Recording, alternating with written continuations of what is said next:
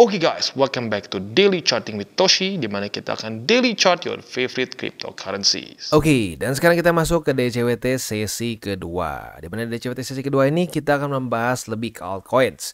Untuk Bitcoin dan Ethereum kita pembahasannya sudah di DCWT sesi pertama yang sudah kita upload jam 11 pagi tadi, ya. Oke, jadi untuk DCWT sesi kedua ini kita bisa lihat ya, BNB dia drop tipis sebesar 0,05%, Solana dia koreksi sebesar 2,5%, XRP 1,46%, Cardano 2,43%, AVAX 3,16% dan seterusnya ya. Sementara untuk hari ini Bitcoin dominance kita bisa lihat di sini ya, kondisinya itu kembali turun ya. Jadi ini lower high di sini ya, tembus EMA 20, ke reject oleh dua kali di EMA 20 seperti ini ya, 1 2 dan mulai turun ke bawah lagi. Nah, yang menjadi pertanyaan adalah apakah MA50 bisa menjadi support dan membuat BTCD loncat lagi, atau jangan-jangan akan tembus dan lanjut membuat lower low dan lower high ya. Jadi at least for now secara short term lower low ya. Sorry. Di sini kan lower high ya, lower high, di sini membuat suatu low, lower high, dan kemungkinan lower low lagi. Ya. Nah, yang kita perlukan untuk altcoins bisa semakin menguat adalah ya terus membuat lower low, lower high, lower low, lower high. Ya, oke. Nah, untuk sekarang yang mungkin menjadi satu peluang adalah market sedang terkoreksi secara keseluruhan. Artinya dengan pair USD kita bisa berpotensi untuk bisa akumulasi. Ya, kayak ya, tentunya kita akan bahas nanti pada hari ini. Ya. Nah, sebelum kita masuk kita akan lihat dulu rosternya. Rosternya itu hari ini akan ada di BNB, Render, Ondo, NIR, PP, dan Ethereum Classic. Sebelum kita mulai, seperti biasa gue akan disclaimer dulu bahwa semua konten dari TCI bukanlah financial advice. Ini semua bentuknya adalah edukasi. Lalu bagaimana cara untuk mendukung TCI? Ada banyak caranya. Lu bisa like our video, bisa share our video, atau juga bisa menggunakan link referral kita di bawah. Ya, oke. Nah, selanjutnya kita akan dengar dulu pesan-pesan dari sponsor kita pada hari ini. Oke, today's video is brought to you by Bybit. Dimana di Bybit ini kita bisa melakukan berbagai macam hal ya, mulai dari yang newbie sampai yang sudah advance. Buat mungkin lo merasa bahwa aduh bang, gue masih nggak ngerti nih TA, gue masih nggak ngerti charting dan seterusnya, tapi pengen akumulasi, pengen DCA murni, bisa lo tinggal masuk ke sini one click buy, dimana lo bisa pilih lo mau pakai apa ya fiatnya, lo tinggal pilih juga asetnya apa ya. Misalkan lo pengen akumulasi BTC, misalkan setiap hari Senin jam 7 pagi, misalkan gue pengen akumulasi BTC sebesar 100.000 rupiah misalkan ya, lu bisa langsung lakukan di sini. Bisa peer to peer, bisa Dana, Bank BRI dan lain-lain. Ini gila ya, bisa pakai BCA Mobile dan seterusnya. Jadi Bybit ini memang cocok banget buat orang-orang yang tinggal di Indo ya, bisa langsung pakai bank-bank yang memang sudah biasa kita pakai di Indo ya. Nah, buat yang intermediate sampai advance juga di sini ada spot, nah, dan juga ada leverage tokens, dan tentu juga ada derivatives trading, di mana kita bisa menggunakan kontrak yang USDT maupun USDC.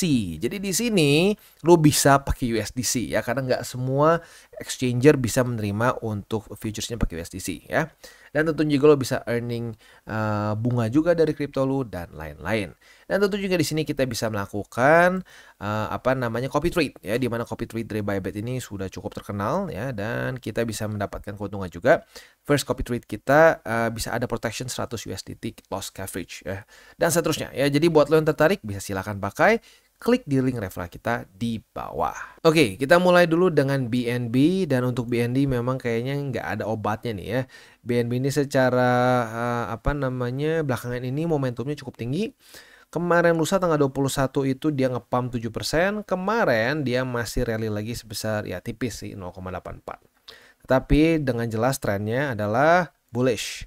Higher high, higher low, higher high, higher low, higher high, higher low, dan higher high lagi ya. Nah, untuk PR besar dari BNB adalah bertahan dan mantul di atas 360,8 untuk bisa mempertahankan momentum bullishnya ya. Nah, catatan untuk volume mulai turun dari tanggal 22 kemarin. Jadi ada possibility terjadi koreksi ya. Untuk buy limit pertama di angka 360,8, lalu buy limit kedua di angka 349,5, dan buy limit ketiga di EMA 20 atau di 339,3. Itu untuk posisi spot di BNB. Untuk posisi futuresnya, apabila terjadi retest 1, retest 2 di 360,8, kita bisa buka posisi long dengan target TP kita yang sekarang masih pending nih ya. Kalau hari ini koreksi, nah berarti ini struktur baru seperti di sini nih ya, struktur baru. Nah, nanti itu bisa jadi target TP. Itu untuk BNB overallnya. Untuk posisi shortnya mungkin kalau sampai ternyata 360,8 nya tembus, bukannya mantul malah tembus, retest 1 retest 2 sebagai resisten, nah kita bisa buka posisi short dengan target TP di 349,5 ya. Itu setup untuk di BNB. Selanjutnya kita geser ke render, dan render juga sama ya, nggak ada obatnya kayak BNB, bahkan lebih gile sih sebenarnya ya. Dari tanggal 17 sampai sekarang tanggal 24 ya. Tanggal 23 dia konsisten membuat terus bullish candle ya, bullish daily close, daily close, daily close dan seterusnya. Berarti sudah 1 2 3 4 5 6. Ini mau hari ke-7. Kita lihat apakah akan 7 hari. Volume belum ada pertanda mengurang ya. Jadi kita lihat nih ya bisa sampai kemana. Nah, untuk posisi spotnya lagi-lagi memang masih jauh gitu ya. Karena kalau kita mau tarik terlalu belakang ya udah, menurut gue udah kejauhan. Jadi untuk sekarang ya kita harus bersabar. Buy limit paling baru sekarang adalah di EMA20 di angka $5 lebih 38 sen. Sementara untuk buy limit kedua di angka $5 lebih 18 sen. Dan buy limit ketiga di $4 lebih 78 sen. Itu untuk posisi spot di render. Untuk posisi futures jujurnya masih jauh ya. Mungkin nanti kalau sudah mendekati EMA20 kita bahas lagi. Ya intinya kalau udah mulai retest lagi ke support, karena lagi-lagi ini gila sih sebenarnya ya, dari berapa hari ke belakang ya, 7 hari ke belakang udah ngepumpnya 46% ya.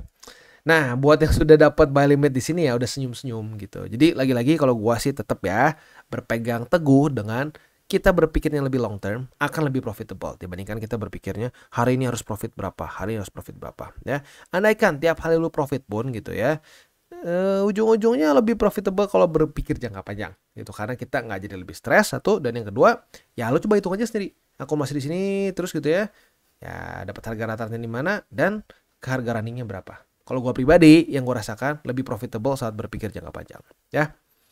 Nah, next kita geser ke Ondo. Untuk Ondo dia kemarin nge-pump 17,04% ya.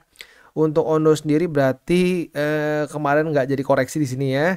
Jadi untuk posisi spotnya ya sebenarnya arguably di sini sebenarnya jadi support sih. Ini suatu higher low, walaupun koreksinya kayak nggak niat jujurnya ya, tapi nggak apa, kita masukin tetap jadi satu struktur. Yaitu berarti buy limit pertama jadi di 0,34, buy limit kedua di EMA20 atau di 0,281, dan buy limit ketiga di 0,241. Yaitu untuk posisi spot di Ondo. Untuk posisi futuresnya mungkin mirip-mirip kondisinya kayak di BNB ya, atau kayak di render ya, mungkin lebih mirip di BNB lah ya. Apabila nanti terjadi retest 1, retest 2 di 0,34, kita bisa buka posisi long dengan target TP yang pending nih, masih dibentuk under construction ya. Itu untuk posisi longnya. Untuk posisi short, andaikan jebol. Kalau ternyata nggak mantul di sini malah jebol ke bawah, retest 1, retest 2 di 34 sen sebagai resisten, kita bisa buka posisi short dengan target TP di kemungkinan besar sih nggak di sini ya. Target TP lebih konservatifnya di EMA20, lebih agresifnya di 0,28 ya. Itu untuk setup di Ondo. Next kita geser ke NIR. Untuk NIR dia masih bertahan di atas dari MA20 dan MA50. Sudah retest 1, retest 2. Struktur ada di sini ya di 3,52. Kalau mau sedikit lebih konservatif mungkin bisa juga di sini ya. Kemarin ini membuat suatu ya dia nge-break resisten ya dan membuat suatu higher high, tapi ini arguably juga masih valid untuk dijadikan suatu resisten ya.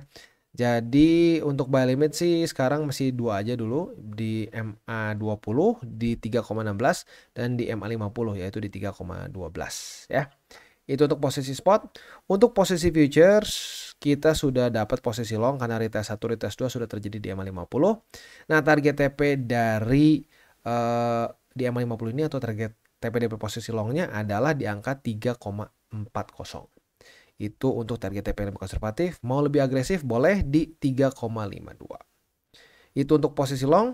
Untuk posisi short apabila terjadi retest 1, retest 2 di 3,4 sebagai resisten, kita bisa buka posisi short dengan target TP di MA20 ya. Next kita masuk ke PP. Untuk PP kita bisa di sini masih oke bertahan di atas dari EMA 50, tetapi kita bisa lihat dengan jelas di sini. Di sini higher high ya. Terus di sini mulai terbentuk suatu lower high, dan ada possibility ini akan menjadi lower high selanjutnya ya. Nah, sebenarnya kalau untuk struktur sih di sini kan resisten. Di sini juga resisten. Tapi ya dekat juga sih sebenarnya ya. Tapi memang secara struktur memang dua-duanya resisten. Jadi sebenarnya kalau lu buka posisi long di EMA 50 kemarin, wah, lumayan nih profitnya ya. Untuk posisi spot PP kita skip aja ya, karena ini jangka panjang mungkin nggak terlalu cocok mungkin ya, karena PP ini lebih ke benar-benar meme coins dan literally zero utility. Bukan gue yang ngomong, tapi tim devnya sendiri ya. Gue udah pernah review soalnya. Untuk posisi futuresnya ya, kalau lo sama kayak gue setupnya ya, si SOP yang sama, harusnya udah dapet posisi long nih kemarin. Nah, target TP-nya lagi-lagi kalau lo sama kayak gue SOP-nya, ini udah ada target TP, berarti udah kena. Harusnya itu kalau sama ya SOP kita, lo udah profit wow 10,7%. Not bad ya. Nah, retest 1 retest 2 juga sudah terjadi lagi di sini sebagai resisten. Nah, target TP dari posisi shortnya adalah di EMA 50 di angka, ya silakan baca sendiri, nolnya kebanyakan ya di sini nih, 0,000 something ya. Next kita masuk ke Ethereum Classic. Nah, untuk Ethereum Classic gue sebenarnya secara fundamental gue belum pernah bahas ya, tetapi gue tahu ini sebenarnya adalah the original Ethereum ya. Jadi secara fundamental sih sebenarnya nggak ada yang jelek-jelek amat sih, tapi ya kalau mau ngomong utility-nya lebih kepake berbagai macam project lain. Jadi dibilang bener-bener jelek ya nggak juga secara fundamental ya. Dan biasanya masih ke bawah aja sih sama Bitcoin ya. Tapi untuk short term ya monggo, boleh-boleh saja. Untuk struktur sayangnya jebol ya. Ini berarti buy limit pertama jebol, buy limit kedua jebol. Yang tinggal tersisa adalah buy limit ketiga di EMA 50 di angka $25 lebih 0,7. Itu untuk posisi spotnya. Untuk posisi futures, apabila terjadi retest 1, retest 2 di EMA 50 sebagai support, kita bisa buka posisi long dengan target TP di EMA 20. Sementara untuk posisi shortnya, tinggal kita balik saja logikanya. Retest 1, retest 2 di EMA 20 sebagai resisten, kita bisa buka posisi short dengan target TP kita di EMA 50 ya. Jadi kurang lebih seperti itu setup untuk di Ethereum Classic ya, dan juga ini ending dari CWT kita pada hari ini. Seperti biasa gue ingatkan, jangan pakai uang panas, jangan over leverage, dan berpikirlah jangka panjang. Dan berpikirlah jangka panjang itu sebenarnya satu hal yang gue pengen tekankan sekali lagi gitu ya, karena masih banyak yang kayaknya berpikirnya tuh ya sebenarnya nggak sih, misalnya lebih mending lah dibandingkan 2022 ya. 2022 tuh waduh, orangnya tuh banyaknya berpikir ya, dari komen-komen, dari yang nanya-nanya ke gue tuh kayaknya berpikirnya pendek banget gitu ya. Sehari pengen berapa persen profitnya, sekali trade pengen berapa persen. Kalau kita berpikirnya terlalu pendek gitu, gue cukup yakin ujung-ujungnya tuh lebih sering boncos dibanding profit. Jadi ingat, trading short term boleh, tapi that's not the main dish-nya gitu loh. Jangan sampai itu jadikan utama. Karena jujurnya day trader yang sukses itu lo boleh cari sendiri, itu setahu gue kurang dari 5% day trader tuh sukses profitable. Jadi ujung-ujungnya akan jauh lebih mudah dan jauh lebih make sense juga untuk kita trading secara lebih ke jangka panjang. Itu minimal medium term. Jelek-jeleknya gini deh ya. Swing trade menurut gue lebih profitable dibandingkan lu day trade setiap hari harus ngejar tutup posisi hari itu juga. Itu biasanya akan jadi lebih stres dan jadi ujungnya full time dan statistiknya against us gitu. Jadi ekstra hati-hati. Oke guys, jadi itu adalah akhir dari segmen DCWT kita pada hari ini. Dan jangan lupa bagi kalian yang merasakan manfaat dari segmen ini, jangan lupa untuk share ke teman-teman kalian. Dan apabila lu pengen mensupport channel kita ya TCI, jangan lupa untuk menggunakan link referral kita di bawah. Nggak wajib ya, tetapi apabila lu menggunakan link referral kita di bawah, ada macam-macam ya, dari Bybit, Huobi, Maxi, toko kripto, dan banyak lagi ya. Ya, walaupun nggak wajib, tapi kalau menggunakan link referral kita, lu secara langsung membantu perkembangan dari TCI. Dan satu lagi, jangan lupa juga untuk join Telegram group kita, di mana kita bisa ngobrol-ngobrol santai mengenai dunia cryptocurrency secara dua arah. So, jangan lupa untuk like, subscribe, click the bell icon, and see you on the next video.